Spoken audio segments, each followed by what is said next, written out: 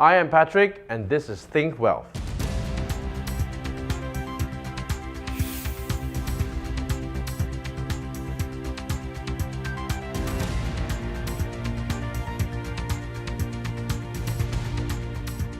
For 2019, we believe investors should focus on three key areas.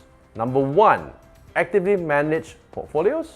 Number two, defensive global diversified portfolios. And number three, dividend yield portfolios. This will allow investors to capture the best growth opportunities and trends globally while managing their risks. In 2019, we expect global growth at 2.9% compared to 3.1% in 2018.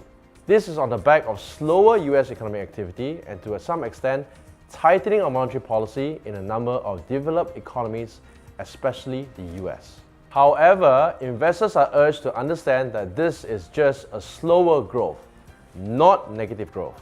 In our view, there are no signs of a recession happening over the next 12 to 18 months. In the US, corporate earnings guidance for 2019 are affected by two key factors. Number one, the effects by tax cuts are fading.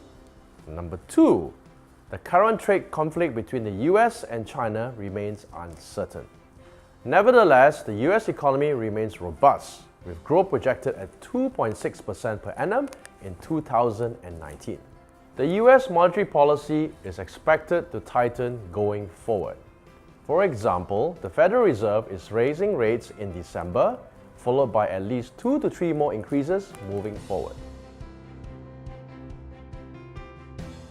In Europe, the European Central Bank has commented they should end its asset purchases in January and perhaps consider raising rates at the end of 2019. This is provided the economic data is sufficiently strong to support the case for raising interest rates. Back in Japan, the tepid inflation outlook will make Bank of Japan keep its monetary policy extremely accommodative. Economic fundamentals in Asia continues to be on a strong footing despite the fact that it's starting to slow down. In China, for example, Chinese policymakers have announced a series of measures to stabilize economic performances and restore investor confidence, especially in the A-share market.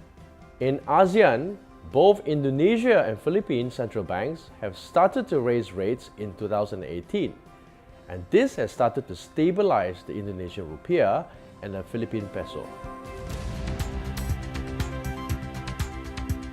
In conclusion, we see the overall investment outlook are as follows. Number one, we expect moderate economic growth, especially in the developed economies. Note that this is just a slowdown and there are no signs of recession over the next 12 to 18 months. Number two, monetary policy in certain markets are expected to tighten, especially in the US and certain countries like Indonesia. Number three, Asia Pacific ex-Japan equities appear attractive after the recent corrections. Our view is that in 2019, diversification is key. In order to navigate through this market volatility, our recommendation is that clients hold a defensive global portfolio that focuses on yield and dividend.